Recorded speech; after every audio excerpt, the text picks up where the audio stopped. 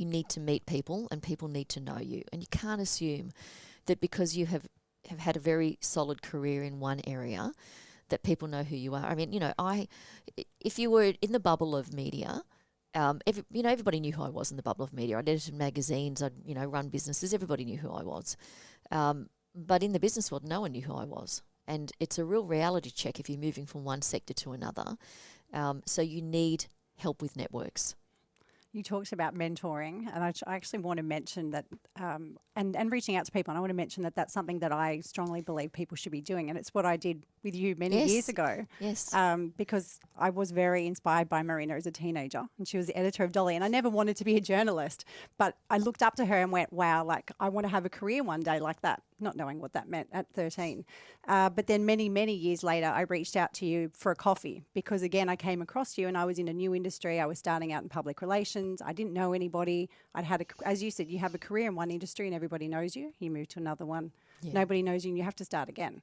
And Marina very generously accepted my invitation for coffee. And then I also ended up having the opportunity to work with Marina at Private Media. So it's something that I thoroughly endorse. From a board perspective, what inspired you to go down that path? I love thinking about the future. So the concept of being able to spend my time thinking about the strategy of the business, so working on the business rather than in the business. I guess the further up the tree that I went with my career, the more exposure I got to that. And then the more that I really wanted that to be my future. And then you also couple that with the fact that I'm really passionate about gender equality for all, but in particular the fact that the board makeup around the country was primarily male, and that I knew that there were some really talented women who were not given the opportunity to lead. So not only on boards, but also in CEO roles. And I realised that the people making decisions about CEOs were the board.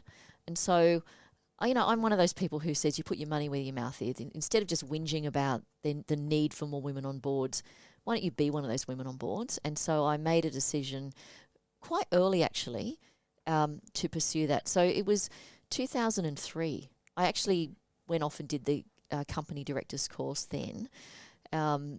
And I then spent about a decade on not-for-profit boards, so a number of charity boards.